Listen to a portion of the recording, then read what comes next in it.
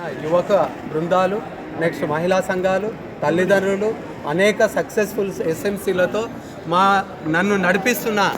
AMO గారు, మా మహబూబ్నగర్ జిల్లా ఏఎంఓ గారు హేమచంద్రుడు గారు, వారికి ప్రత్యేకంగా నా యొక్క పాదాభివందనలు తెలుపుతూ, వారి మన్ననలు, వారి యొక్క అవకాశం ఇంకా ముందుంటే ఇలాంటివి ఎన్నో సాధించడానికి మీ యొక్క వందే మాతరం ఫౌండేషన్ వారు గొప్పగా మీ యొక్క